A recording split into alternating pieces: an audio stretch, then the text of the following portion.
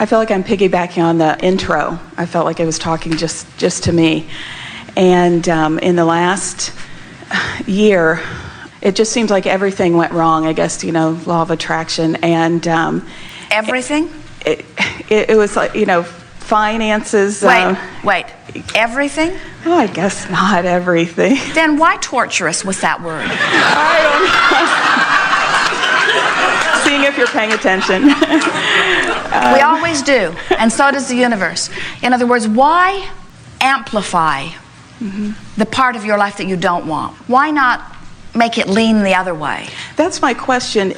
I've been listening to the Abraham tapes for 7 years, and I totally believe in this. Well, let us rephrase this in another way. In other words, we can understand how you might not get there instantly, but what we want you to ask yourself is, why am I emphasizing what I don't want? Why not make the best of something rather than the worst of something? And we can give you the answer in terms of vibration, because we know that when things are happening and you're observing them, that a momentum gets going and it is harder. We're not saying, why didn't you do it? We're saying, why don't you now try to make the effort? And so we just thought that was a good place to start. It's softer to say, instead of everything's going wrong, which is not true and you know it, some things have been going wrong. And even if you said, most everything is going wrong, that's not even true. Some things that I care about are not going the way that I want to. That's a better statement than everything's going wrong. That's it. I guess the things that a few things have been going wrong. Some of the things that I've been wanting aren't going the way I want them to go. And some of the things have been going the way I want them to go. And I'm not interested in telling you about anything that's going well. I'd rather tell you about what's not going well, because there's not really a good story in what's working. The good story is in what's not working. And I'm better at telling the story about what's not working because I've practiced that story ever so much more. I have funny ways of telling it, funny ways that I learned from my mother, that she learned from her mother, and things that I've seen on television. And I have this sort of comedy routine I do about all of the things that are going wrong. So that's the drum I just like to beat. We're not picking on you. You are a good representative of so many people who are just so used to telling a story one way as if you're not thinking about there being some alternatives. So we'll talk about anything that you want to, but before we do, we would like you to tell us about a couple of things that have been going well. I feel like I have connected with some desires, and was chosen last week to be finalist in this Create Your Dream. I don't know if it's a competition or whatever, and you win some free coaching to help you manifest your dream. And what else? Things that are going well. It's like I feel everything that's going well right now. There's this, but what's going to happen next? Wait, I'm at this are we spot. not being clear? No, yes. It's all right. You're doing a very good job of demonstrating that when you're in a place, that's all you have access to. And you, for some reason, you keep thinking that we're asking you what's gone wrong. And what we're asking you is, we know that there are some things going well. What are some? You're doing just fine. What you're pointing out in a very apparent fashion is what we said earlier, that when you're vibrating here, you don't have access to these thoughts over here. In other words, you just can't find them. You know what we're reaching for, and you know that you ought to be able to, but you don't have access. It's like your mind is blank about anything that's over here, but it's easy to talk about what's over here. Pretty normal, isn't it? In other words, that's what law of attraction is doing for you and doing to you. In other words, you've got vibrational access to this stuff, and Abraham is demanding this stuff from you. And we are sort of asking an impossible thing. You can't find it. So what you want to do is start where you are and start talking about whatever it is that's on your mind. And we're going to show you how to move it gently to a better feeling place. So begin. Okay. In June, I was diagnosed with depression and put on medication. And I felt better, and I started exercising and eating right also. And I'm wondering, why did I have to get to that spot when I know I have these tools? Because law of attraction is very powerful.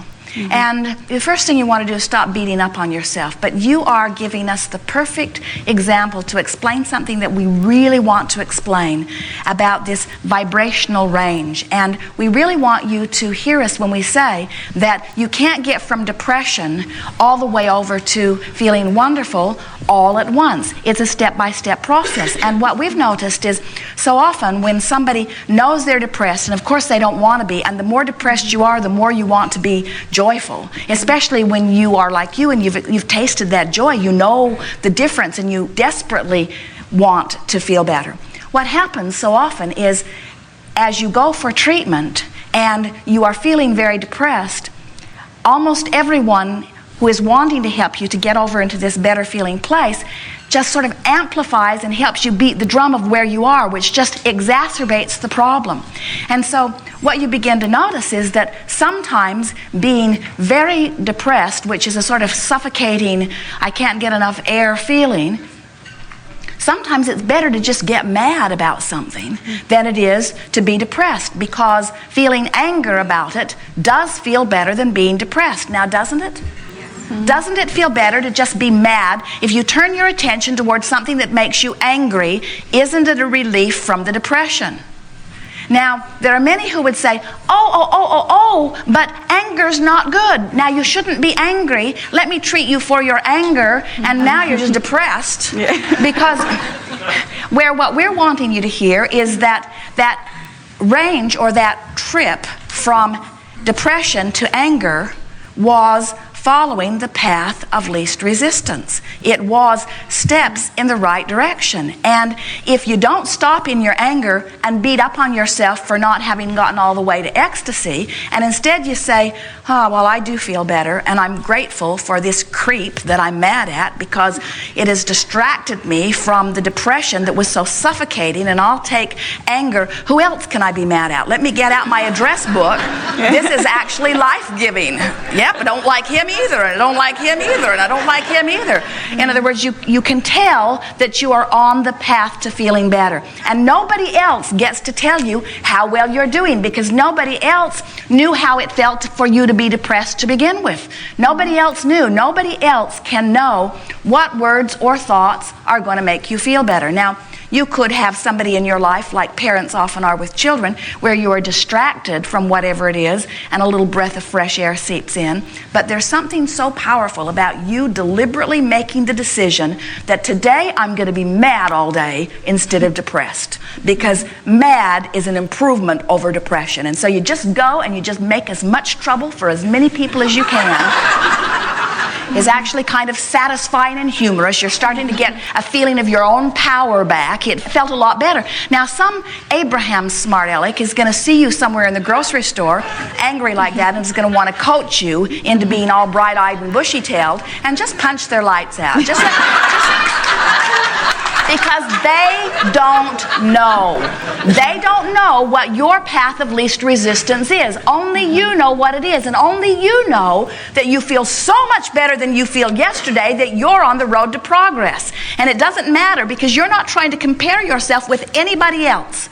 Your path of least resistance does not have anything to do with anybody but you and your feelings.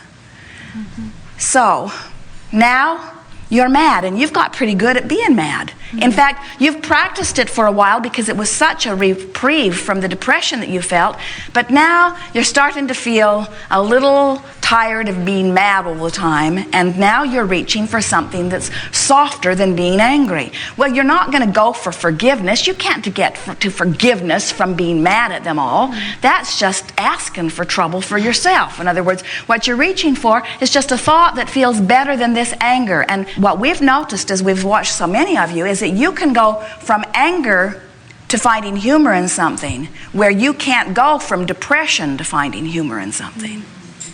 So now you're in a much better place to use some of your other tools. In other words, you might find a walk give you some relief. You could get from anger into joy in an hour walk.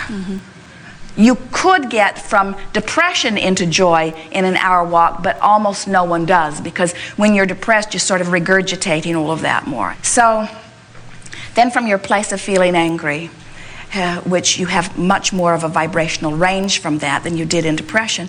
Now you start reaching for thoughts of aggravation and irritation, in other words, and you find people that you're less angry at to focus on. And you don't start with yourself, because you're usually really mad at yourself. In other words, in this anger phase, this is not a time to deal with any issues. You're just trying to shake the anger a little bit, and usually some distraction. That's a good time to go to a movie. It's a good time to read a book, or to take a walk, or to meditate, or to go swimming, or to do something that sort of distracts you, because now you've been consciously aware of the difference that you deliberately induced between depression and anger. Now the next step between anger and lightheartedness will be a much easier step, because you are in more conscious creative control, and so you'll get a whiff of fresh air, something that will happen that will just make you laugh.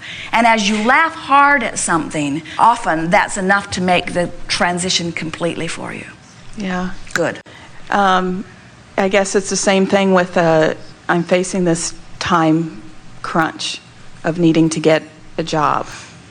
Now stop for a moment and hear what you're doing. It's all right, Yeah. but as you use dramatic words like facing, in other words, no one ever says, in the face of joy. When you use the word face, you always mean adversity. In the face of this struggle or adversity. Do you believe that the universe is aware of you? Most of the time. Sometimes yes, sometimes no, actually. We didn't ask about sometimes. We asked about right now. Do you believe that the universe is aware of you? Yes. And do you believe that you are seen by all that is as a deserving being? No. Do you always believe that, or do you sometimes believe that? Sometimes. So that statement wasn't really accurate, because of all the time that you believe that you are deserving, we would think it would be when you've been chosen from more than 100 people to have a conversation with God.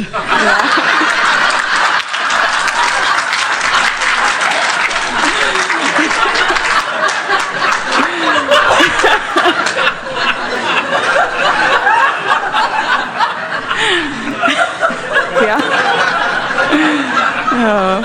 So as deserving goes, you feel sort of deserving. Yeah. I guess I just want to You see, know that here's things the are going to be okay. Things are going to be okay, but here's the thing. But why listen to us? Here's the thing that you are helping us to say here in a very clear way. Okay. You're doing a very good job of amplifying something that is very valuable for people to hear. Thank you. And that is, you seem to feel, and many people do, that when someone asks you a question, that you have to sum up everything and give the most correct answer for everything that you've ever lived. So when we say, do you feel that you are a deserving being? You performed an extraordinary mathematical calculation in your mind as you thought about all of the things that have been going wrong and all of the things that have been going right and all the things you've ever felt and all the things that you are now feeling. And the conclusion was, more wrong than right, I'm not very blessed. Where what we want you to begin doing when you are pondering a question or when someone asks you a question, we want you to consider it from your now vantage point. Never mind anything else that has happened, because the universe is not responding to where you have been or where you have thought or where you have vibrated. The universe is responding to your powerful now. When we asked that question, we were really not wanting the correct calculated answer. We were wanting to activate within you, in your now, a vibration that would serve you. And we really thought that, in light of everything that we've talked about, that as you are sitting here now, that you would offer a vibration that could serve you. Did you get that?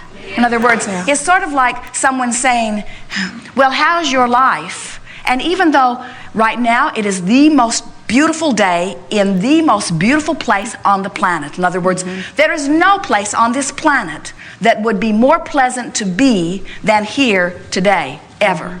And so if someone were to say to you, how's your life going? We'd factor that in.